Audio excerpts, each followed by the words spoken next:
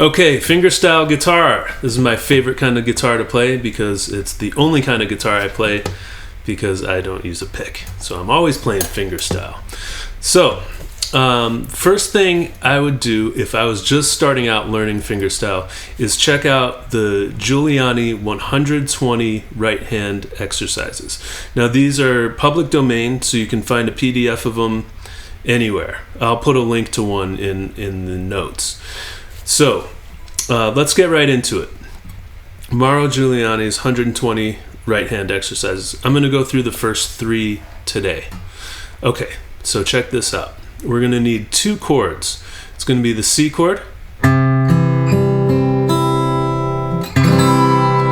a G7 chord over B.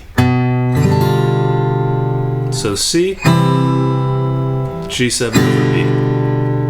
Now our right hand fingers are going to have letter names, where the left hand fingers have numbers. Right hand fingers have letters P, I, M, and A. Sometimes we use the pinky and it's called C or E. P, I, M, A. Sometimes C.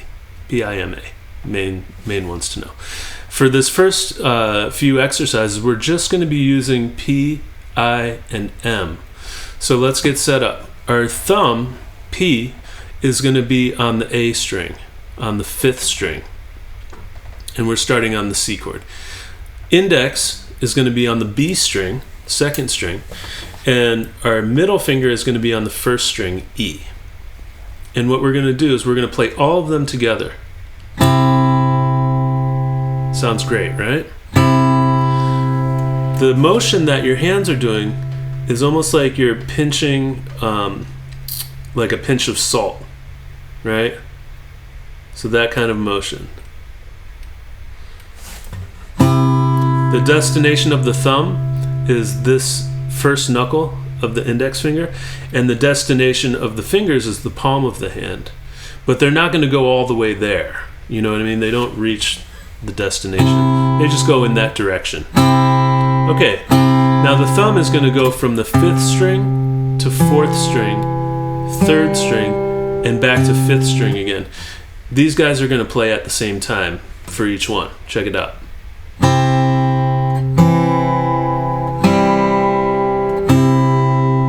Nice. Let me do that again.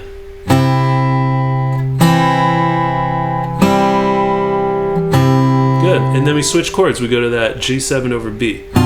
This one might take a little practice to get your fingers to make your left hand fingers to make the shape of the chord. And then we can increase the tempo a little bit. It's good to do these with a metronome. I'll do a little bit of that later because I'm going to show you some cool metronome stuff you can do with this. So I think of these as like the same way a drummer would think of rudiments. You know, you'd use them as a warm-up, increase the tempo on them, try to get them as fast as you can, while still having it feel easy. Great. Let's move on to the second one. So the second one just breaks those notes apart. So instead of playing them at the same time, we're going P, I, M, P, I, M, P, I, M, P, I, M. Then we switch.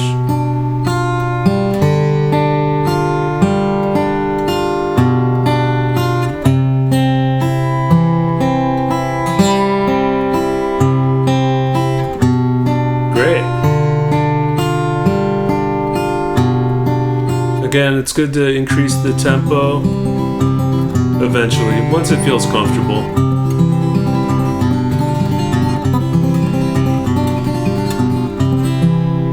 Okay, so that's the second one. That's number 2. Number 3 reverses the order of I and M. So we're going P, M, I. Everything else is the same.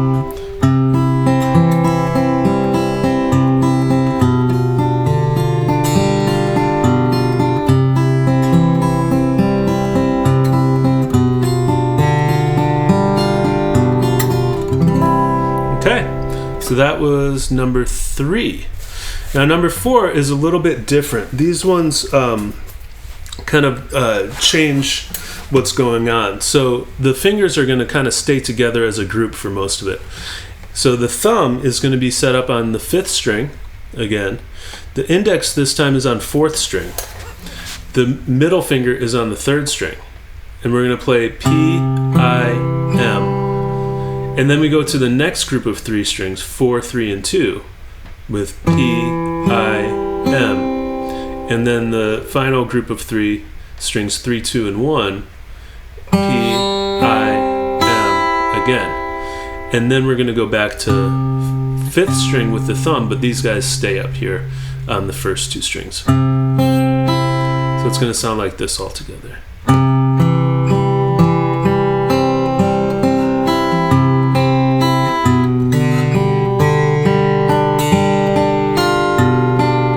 Nice.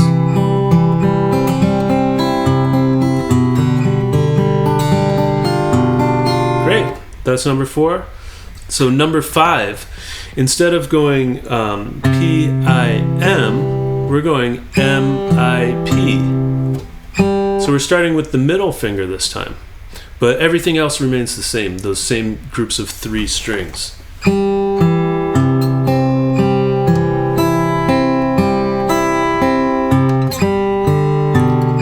Now I switch to the G over B.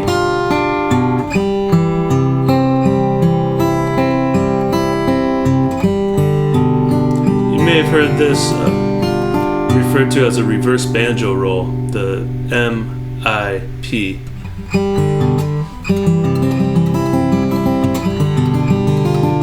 Because a banjo roll would be P-I-M, like the last one we did. That's kind of a banjo roll. You hear banjo players do that all the time. Reverse banjo roll is playing those in the reverse order. Okay, and then finally number 6. Number 6 still starts with P, but this time we reverse the order of M and I. So now we're going P-M-I, P-M-I, and it's still on those same groups of 3 notes, or 3 strings.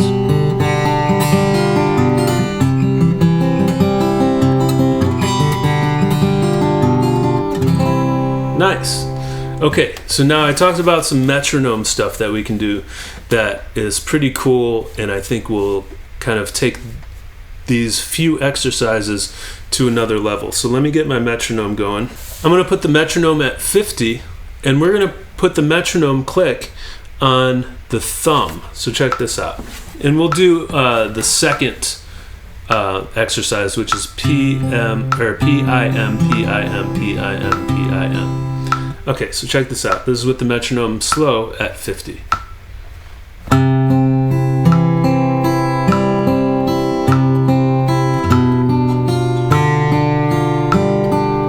So I just put the metronome on only on the thumb.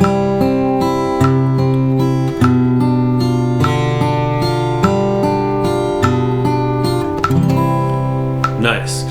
Now I'm going to put the metronome click on the index finger and check out what happens. 1, 2.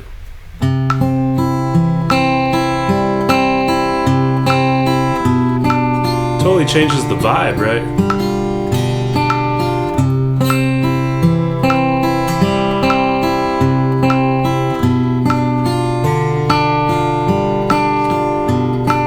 Now it sounds like you're going 2, 1, 2, 3, 1, 2, 3, 1, 2, 3, 1, 2, 3, 1, 2, 3, 1, 2, 3, 1, 2, 3, 1, 2.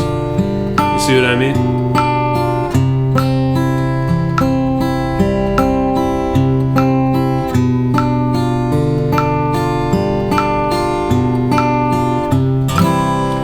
Okay, now we'll put the click on the middle finger.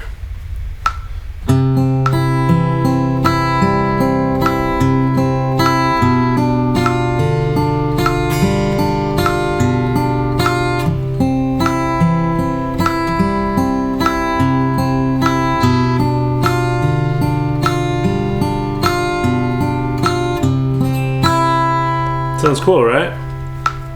Okay, let's try that with another one now. we'll do it with exercise 3. And I'll start with the metronome on the thumb again, so you can hear that. 2, 1, 2.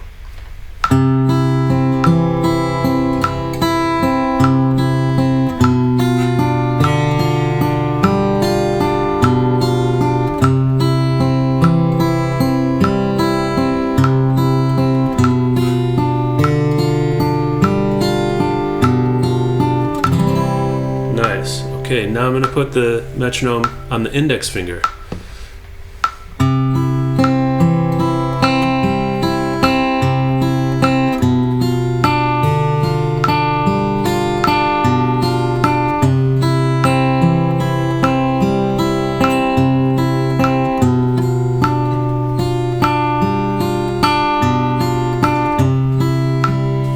Nice. Okay. Now I'll put the metronome on the middle finger. This takes a lot of practice, by the way. Don't worry if you're not getting it right away. I practice this stuff a lot, so it took me a while. So don't worry if it's taking you a minute. Well, check this out. Now I'm going to put the metronome on the middle finger.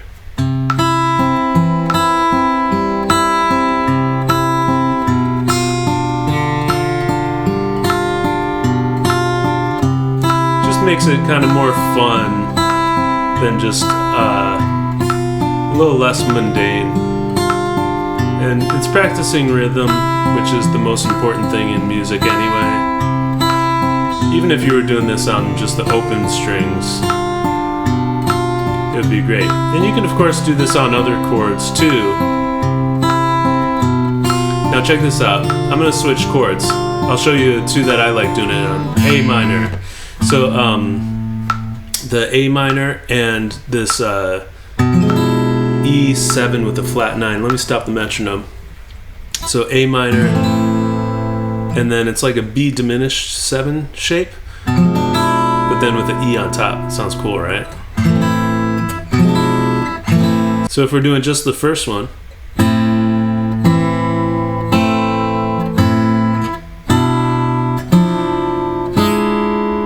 cool, right? A little more dark, maybe almost sinister. Yeah.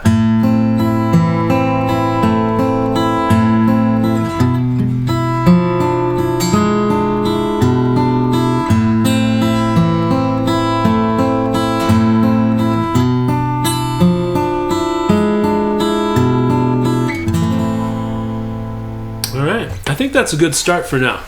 I'll come back with another lesson that can take this further. All right.